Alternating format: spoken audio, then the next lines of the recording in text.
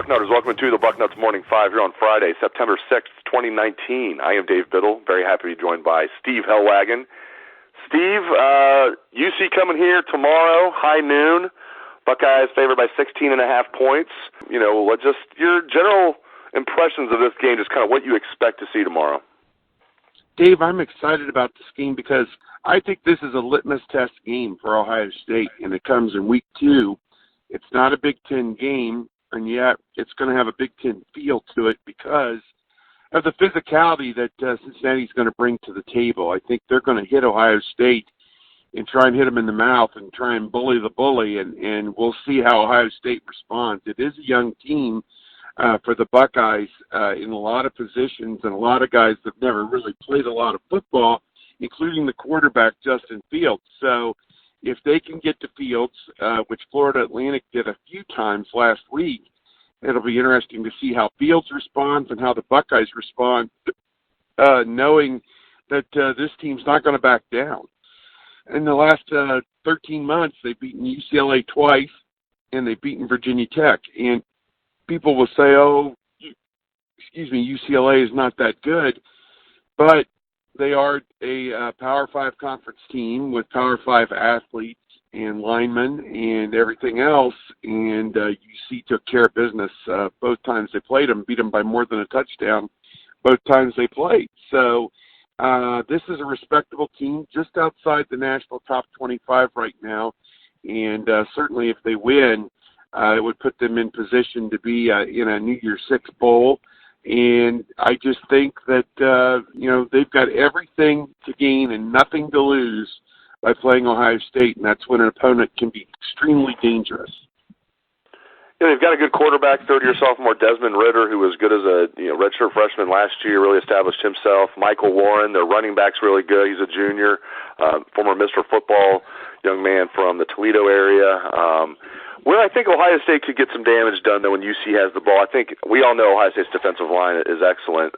We'll see if they get Tyreek Smith and Tyler Friday back tomorrow. I don't think they'll get Jonathan Cooper back. But either way, because I said it during, it's obvious I wasn't the only one saying it, but that defensive line could lose like 4 or 5 guys and still have a lot of depth. And I was kind of kidding when I said it, but they lose 3 guys, and Ohio State's defensive line still is outstanding and has tons of depth, especially if they get Tyreek Smith back and Tyler Friday. I think they can really do damage against UC's offensive line.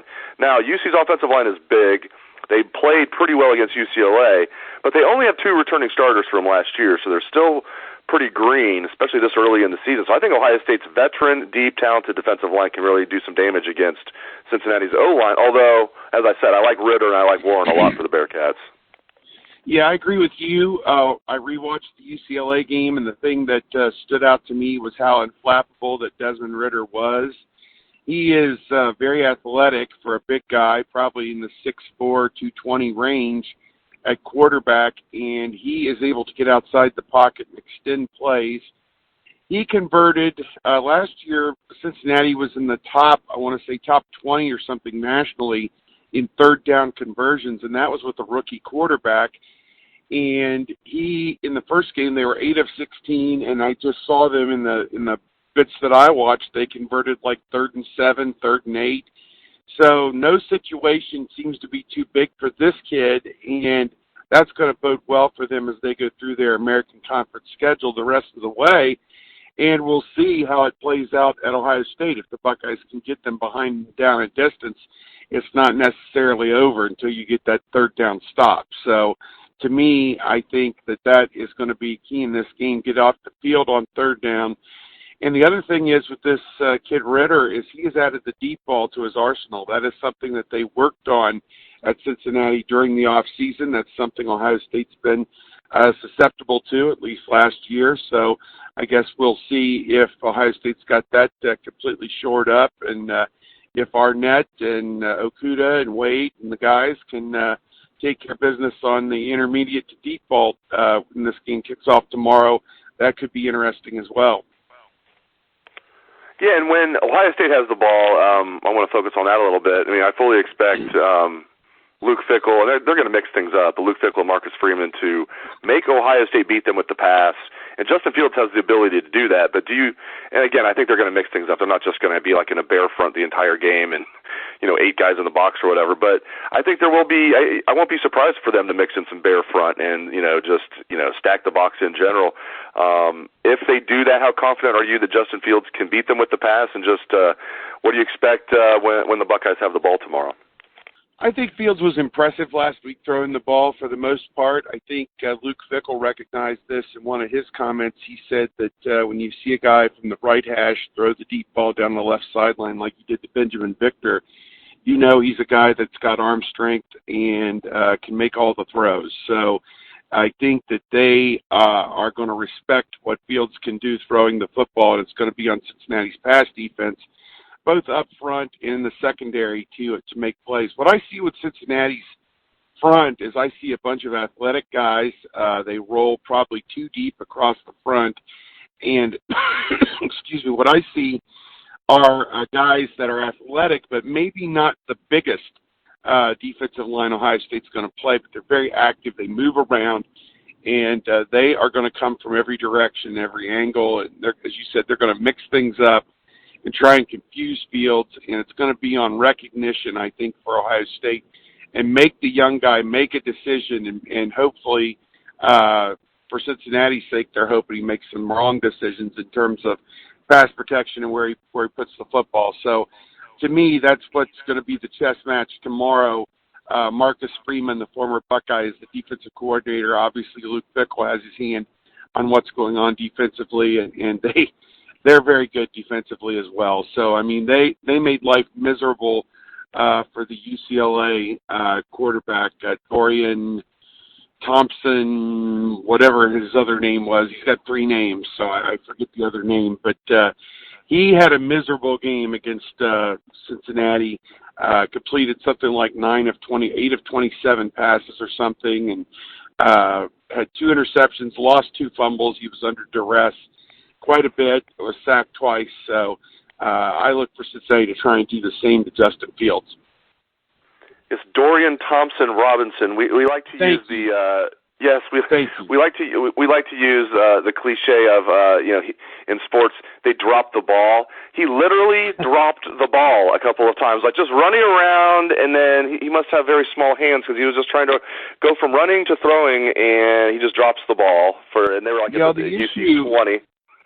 Yeah, and the issue was he was trying to do too much. He was not distributing, and that is a hole that you can find yourself in very easily against an aggressive defense where the quarterback feels, I can make this one extra move or this one extra play.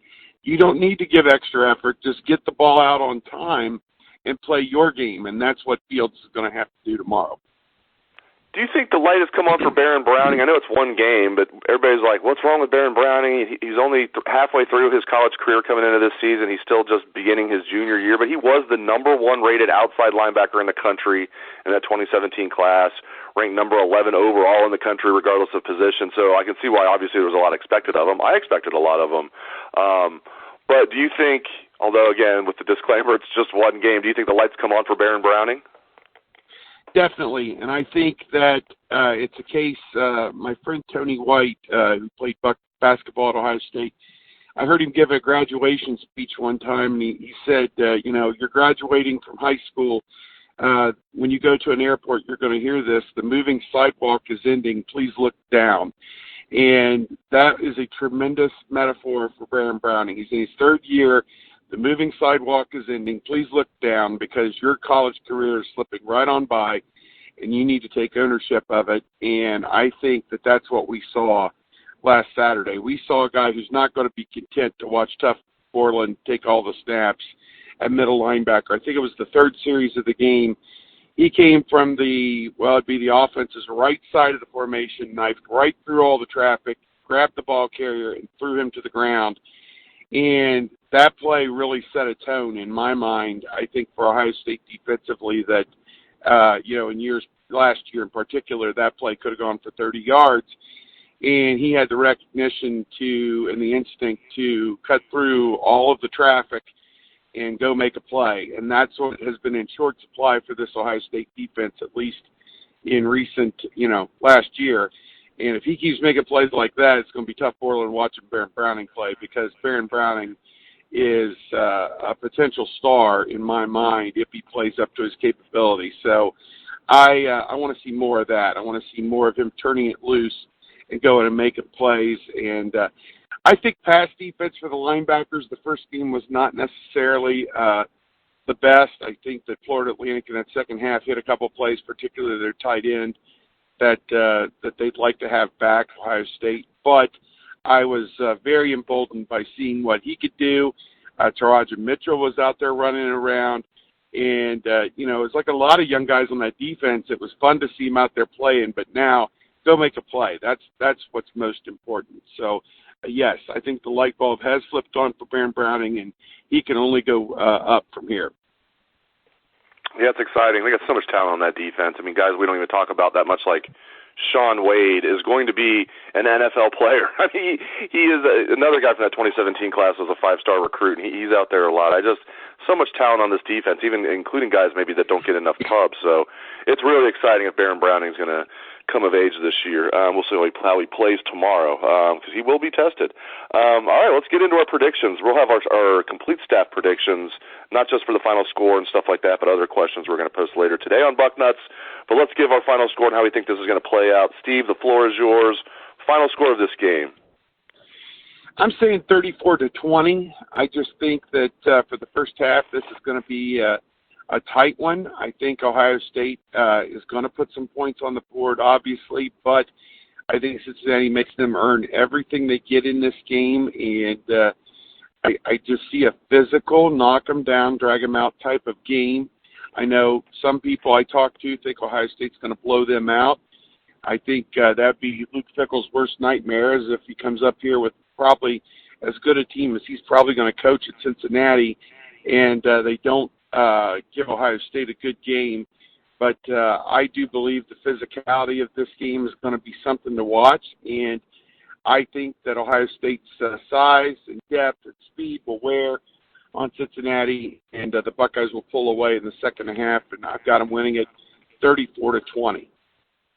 I have a very similar score. I have 34-17, and you laid it out. I feel the same way. I expect this to be a tight affair. I think that the Buckeyes will eventually out-talent them, but I think there's going to be some nervous moments. Cincinnati's going to come in, with their A game. They're going to, play over their heads for a while. They're going to have a great game plan. Word is that they've been preparing for this game all off-season, which is no surprise. So, yeah, you and I have a very similar score there. You have 34-20. I have 34-17 Buckeyes. I'm sure Ryan Day just wants to get out of there with a win and just move on. So we will see what happens, and we will have full coverage for everybody tomorrow before and after the game. So keep it locked to Bucknuts. Thank you very much to Steve Helwagen, and thanks to our listeners out there for tuning into the show. I hope you have a great day and a great weekend. Let's get that Buckeye swag, best damn band in the land.